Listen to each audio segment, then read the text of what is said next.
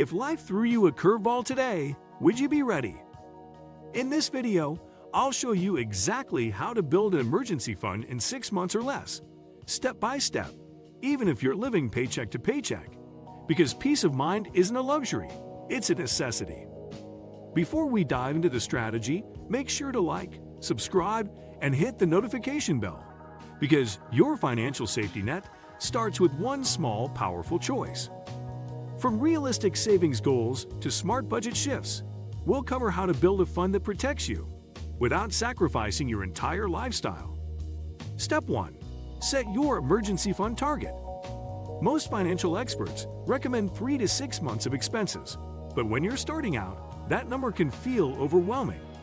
Instead of aiming for the full amount immediately, break it down into achievable milestones. Start with a mini emergency fund of $1,000. This covers most unexpected expenses like car repairs, medical bills, or appliance breakdowns. Once you hit this milestone, you'll feel more confident and motivated to continue building towards your larger goal. Calculate your monthly essential expenses, including rent, utilities, groceries, transportation, and minimum debt payments. Multiply this by 3 for your initial target. If your monthly essentials are $2,000, your goal is $6,000. This focused approach makes the goal feel achievable rather than insurmountable. Step 2. Audit your current spending. Track every dollar you spend for 1 week without changing your habits. Use a simple notebook, phone app, or bank statements to record everything from your morning coffee to your streaming subscriptions. This exercise reveals spending patterns you might not realize exist.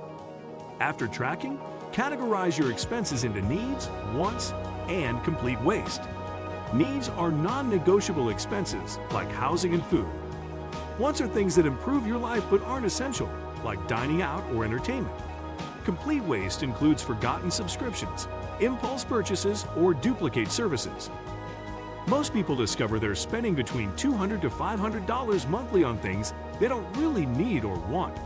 This money becomes your emergency fund fuel without dramatically changing your lifestyle. Step 3. Find extra money fast. Look for immediate money sources that don't require long-term lifestyle changes.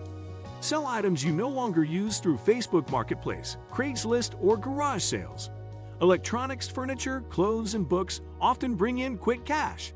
Set a goal to raise your first $500 through selling within 2 weeks.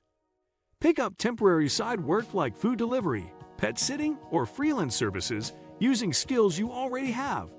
Even working 5 hours per week at $15 per hour adds $300 monthly to your emergency fund.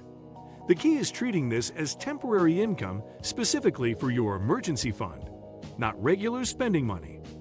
Consider returning recent purchases you haven't used, canceling services you signed up for but rarely use, and collecting money people owe you. These actions can quickly generate several $100s without ongoing effort. Step 4. Automate your savings.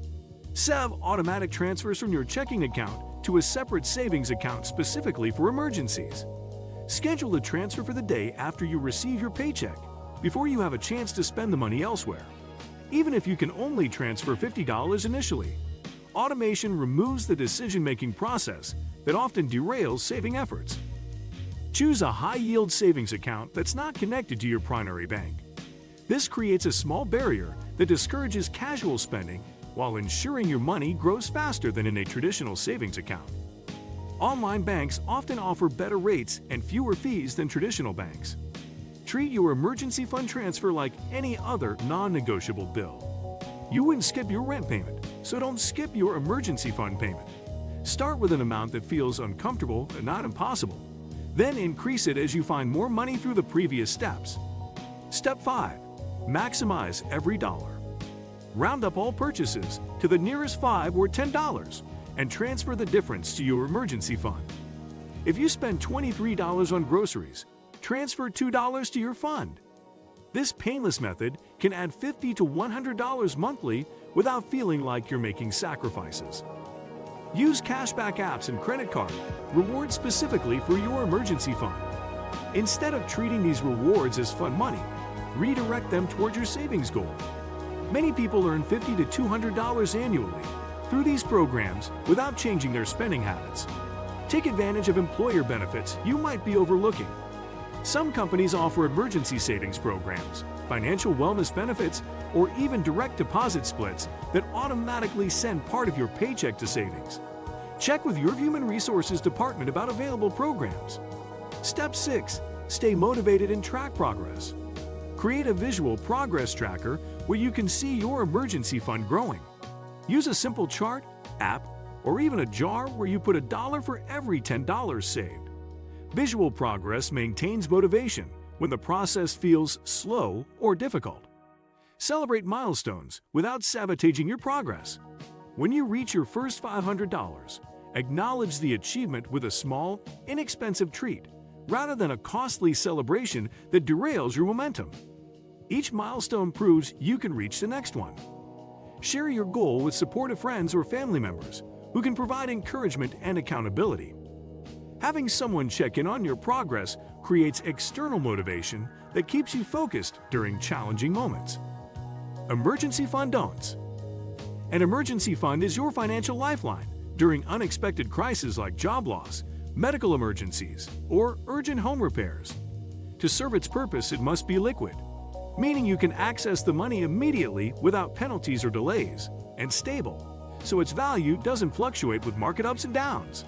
Investing your emergency fund in stocks, bonds, or other investments exposes it to risk. If the market drops sharply when you need cash, your fund might be worth significantly less, leaving you financially vulnerable when you can least afford it. It's equally important to be disciplined about what counts as an emergency.